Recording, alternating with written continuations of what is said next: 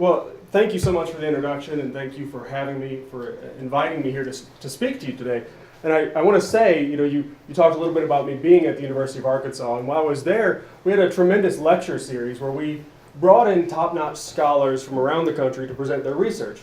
And one time we had this scholar from Washington State, Marguerite Rosa, come in, and she presented a lot of different research, but one of the things she presented was this paper that she worked on with some colleagues, where they looked at the average teacher salary in 10 of the biggest school districts in Washington State, and they found out that their math and science teachers were being paid less on average than the other teachers. And I thought, well, that's really interesting. And her argument, or what she was saying was, Washington State is a place where we really say we value STEM. We really value math and science. We have Microsoft here, we have lots of great industry here, and we say we value this. But then it turns out our largest school districts are paying those teachers on average less. And so when I came to the Show Me Institute, I've just been there a little while, I started July 31st, this was one of the first things I wanted to look into. So taking that idea of looking at teacher salaries by subject was the idea that I came up with, and this is really the first big paper I'm presenting from my job here at the Show Me Institute. But before I get to the paper, I want to give a little bit of context. And some of this might be a little bit of preaching to the choir, it might be stuff that you already know. But we know that in the STEM fields, in math and science especially, there are reportedly shortages in K-12 education. DESE, the Missouri Department of Elementary and Secondary Education, regularly reports shortages in math and science fields. In science, every year since 2000, in math, 8 of the past 10 years, they report shortages. And I believe the way they calculate this is by looking at the available positions and the applicants for those positions. Now, I didn't have access to those data, but I wanted to explore this a little bit and say, well, do we have shortages? And shortage is an economic term, and it can depend on how you define the term shortage. But thinking about this from the perspective of the number of teachers we have, I thought I would explore this in a couple different ways. And so one way I look at this is I said, well, what's the number of education graduates that we have coming out of our state or out of our universities in Missouri? And so this comes from the Integrated Post-Secondary Education Data Systems, IPEDS, I always remember. For 2010 and 2011, the number of graduates with education degrees by subject, and I put up a few here.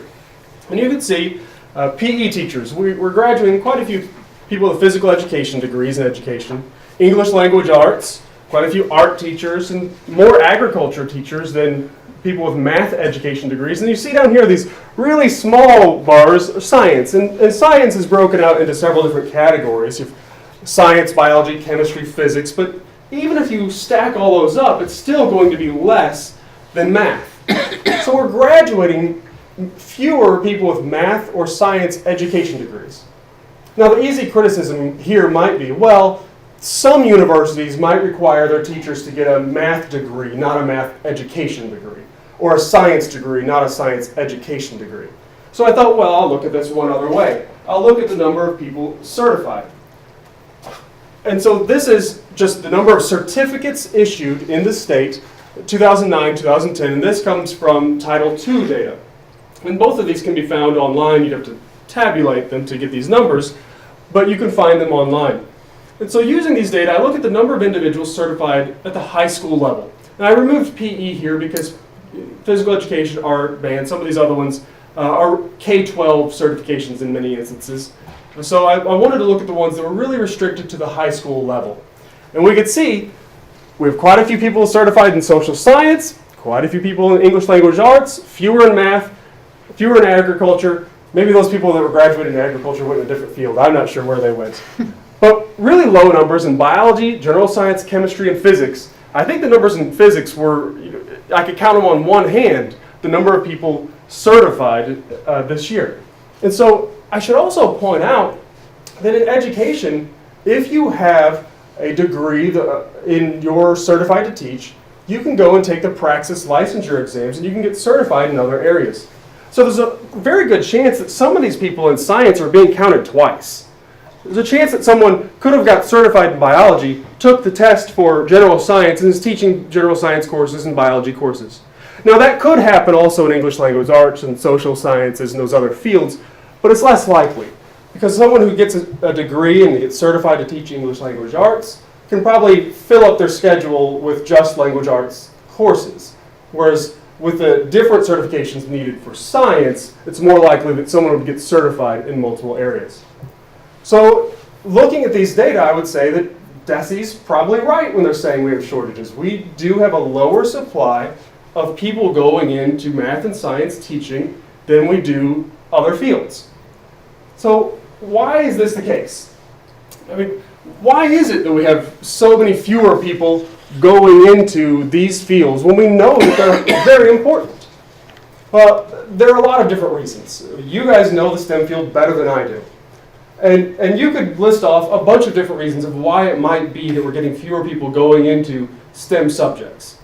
I mean, for one, we know that people with STEM degrees, with a math and science degree, they're in high demand in the marketplace. Depending on what number you look at, the numbers are pretty good for STEM. If you look at unemployment, over the past few years we've had high unemployment. It's been lower for people in STEM fields. If you look at the number of jobs available, they're usually reportedly higher for people in STEM fields than they are for people in other job fields. So we know that the marketplace is really looking for people in STEM fields. I've even heard that there are some STEM jobs that are going unfilled. And we're having to insource people from other countries to take some of our jobs in this field. So you have a type of job where people are in really high demand. And most people will say teacher salaries are relatively low compared to some other job fields. And so if you have someone really inclined to like math and science, they're really good at it, they're thinking about teaching or one of these other fields, there's a good chance that they might go a different route because they can earn higher salaries or many different issues. So one of the things I say here is, why are people going to other routes? Well, one of the reasons is possibly salary. I want to point to you what an example of a teacher salary looks like. And some of you in this room are from the K-12 education field, so you've seen something like this. And this is a very standard teacher salary schedule. This comes from the Washington School District. And what you have here is you have steps right here that demonstrate basically years of experience. Some school districts will move you along a step for other reasons, but step typically indicates years of experience. And then going across on the columns, you have degrees or hours. So you start with a bachelor's degree, and in Washington, if you have 8 additional college credits, that you could earn a pay raise as you move across the salary schedule. And so as you look at this, this is how all teachers in a school district are typically paid. 99% of teachers in Missouri, according to one survey, said that they were on a salary schedule similar to this. So every teacher starting out with a bachelor's degree is going to start out here at $34,100. So if you're like me and you're an elementary education major from Missouri Southern State University, you're going to go to this school district and you're going to start out at that salary. And if you have a physics degree from Mizzou or WashU or even Harvard, and let's assume that you're from Harvard and you still are able to teach because you have certification. Anyway, you come in, you're going to start at the exact same salary as me. Now, don't get me wrong, I value myself a lot, more than most people, but am I worth as much as the person who has the physics degree from Harvard in the marketplace? Am I worth as much as the person from WashU or Mizzou with that degree? In reality, we know that a person with a physics degree from one of those places could probably go somewhere and make more money than I could in the marketplace. In reality, the options for an elementary education major with just your bachelor's degree in elementary education aren't great, right? So we have this system where we have people that have different skill sets and they have different market options, and we put them on a schedule where they're all going to make the same amount. And then another thing that this schedule does is it only allows teachers to get a raise in 2 ways, really. By sticking around another year, moving down the steps, or by earning additional college credits and moving across. And there's quite a bit of suggestive evidence coming out that says that master's degrees do not help teachers become more effective. Now, some of that is debatable, but the evidence is mounting in favor of saying that teachers, when they earn master's degrees, don't become more effective. And actually, from North Carolina, there's some suggestive evidence that says that when they're in the process of earning that degree, they actually become less effective. And one of the reasons is they might be diverting their attention away from the classroom, right? You're spending more time completing homework and doing those types of things than planning lessons. And so we've set up our salary schedule in a way where we're rewarding people to go do something that's going to take you away from the classroom and may not have additional benefits. Now there should be more exploration there, because it could be the case, when they look at these, they usually lump all master's degrees together. And it could be the case that someone who goes and gets a math and science degree and really learns the content better could become a better teacher. So I don't want to overgeneralize here and say that master's degrees are never good, but on average, we're seeing that they're not generating much benefit in terms of teacher effectiveness and improving student achievement. So what does this lead to when we have this type of system? We have a salary schedule where we're paying everyone the same. And I suggest that it leads to some sort of compositional change in the teacher workforce when we think about who enters and who leaves.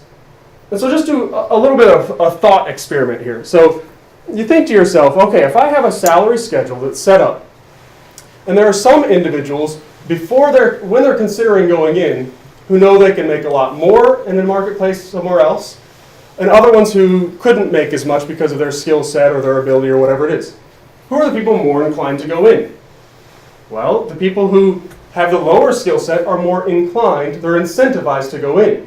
The people who know that they have more options are not as incentivized to go in. Right? And we're just talking about incentives here. I'm not talking about, I know there are many great teachers, right? There are many high quality teachers, wonderful teachers, but I'm talking about the way that we incentivize people based on our salary schedule. So we set it up this way. We say everyone's going to be paid the same. And when we do that, that means we have to kind of set it at a low bar so that we have enough to pay everyone the same. We're incentivizing more lower tier, lower quality workers with lower skill sets to come into the field. We're incentivizing fewer with higher skill sets. And then think about who leaves. If you're teaching and you're making the exact same as the person next door, and you know that you're much better than they are, I mean, not to brag or boast, but there are clearly some teachers that are better than others. Actually, the president in the State of the Union address last year showed that a high-quality teacher can actually lead to all kinds of life outcomes. Some great scholars were able to link student achievement data, value-added data, to lifetime outcomes. And they saw that when students had great teachers, they were able to earn more dollars as adults. They were less likely to drop out, more likely to graduate high school, more likely to go to college, less likely to become pregnant as a teen. So high-quality teachers actually had these later life impacts on students. And so if you're one of those individuals where you're just dynamite, you either have great skills because of your training or you're just a very good and effective person, you have more options, right? So if you have a system that's paying that person the same and someone with less marketable skills the same, who's incentivized to stay? The person who has less skills in the less options in the marketplace. And the person with more skills is less incentivized to stay. So we've set up the salary structure in a way that the incentives are aligned in a way I don't think is appropriate if we want to really attract and retain the best teachers in our education system. So another outworking of this, and sort of an example of how this plays out, is how our teachers are paid. And so I present here the average teacher salary by subject in the state. Now, it's not every subject, but what I did is I contacted DESE and I said, could you give me the average salary of each teacher and the job code or the course code, whatever it is that they teach, so I can link those things. And I calculated average salaries by subject of secondary teachers. And if a teacher taught multiple subjects, I counted them in the averages of all the different subjects they teach. So simply by doing that, calculating averages, very simple thing to do, we see that science teachers, math teachers make less on average across the state than teachers of most non-core subjects like band and art and PE, and less than the average teacher, which would include elementary teachers and those types of things. So across the state, this type of system where we pay all teachers the same on the same type of salary schedule is leading us to a system where the average math and science teacher in our state actually makes less than the average teacher, less than most teachers of non-core subjects. I was thinking about this, and I wanted to look at it in other ways, and I look at it in a couple different ways in the paper. I'm going to present one other one here. is the 3 unaccredited school districts that we had in 2011. We would think that those are places where we really need to see change. We really need to see improvement in those places. And those are places where we might want to hire the best people to go in there and teach, because the students are very challenging there. They're going from a difficult environment. And so those are places where we might really want to use our resources to leverage great people to come in. So I thought I would look at this in those 3 school districts. And we see the exact same thing here. 2011 unaccredited school districts average teacher salaries. Science teachers and math teachers are making less than art, music, English language arts, less than the average teacher, less than PE, less than health, less than band. And this is also the same if you look at the top 25 highest paying districts. It's a little bit different. Actually, I can't remember if it's math or science. One of them moves up to the 2nd place here, but they're still less than PE. So the point that I'm making here is that when we do this type of system like this, the incentives aren't allowing school districts to make the changes that they need to attract those high demand people, those people that have options in other places. So the easy criticism that people throw out to me say, well, James, isn't this just experience? I mean, you showed us already that the salary schedule is based on experience, so all you're doing is capturing experience. Yes, that is what I'm capturing. That is the point of this. That when we base our salary schedules just on experience and on earning more degrees, we're not able to reward teachers for their unique contribution. Because teachers are different. They have different skill sets, and I'm talking about their training and their ability, their effectiveness. And so it makes little sense to design a pay structure in a way that's going to reward them all the same. And so the point that I try to make here in the paper is that it's a straitjacket. We're placing a straitjacket on school districts where we're not allowing them, and I shouldn't say we're not allowing them. The state, the only regulations they have in place are a minimum salary requirement and a requirement for the salary for a teacher with 10 years of experience and a master's degree. So when I say we, it's really the school district themselves. They're placing a straitjacket on themselves when they say that we must pay all teachers on one of these salary schedules. And it doesn't allow them to identify those math and science teachers where they have the shortages and they have the need and say, you know what? We know that your skills are in demand and we're going to pay you more because we want you to come here. Or whenever that teacher's thinking about leaving to go some other place because they have other options or they want to do something else, the salary schedule oftentimes doesn't allow the school district to say, stay. We're going to give you a bigger increase. We're going to move you ahead. We want you to stay. And so by putting that straitjacket on the school districts, it doesn't allow them to attract or retain the high quality teachers. And then what would happen, as I hypothesized before, is that we would see those people with more market options, like math and science teachers, leave the field more readily, which would mean they would have less experience on average, which would lead to the type of outcomes that I'm showing here. So how do we get past this? What are the solutions? And in the paper I provide 3. I imagine there are many more. If you sat around the table brainstorming, you could come up with many more. So one of the things I say is, why not have separate salary schedules? And it doesn't have to be a state issue or a mandate or those types of things, but a school district that says, you know what, we really want to attract great math and science teachers.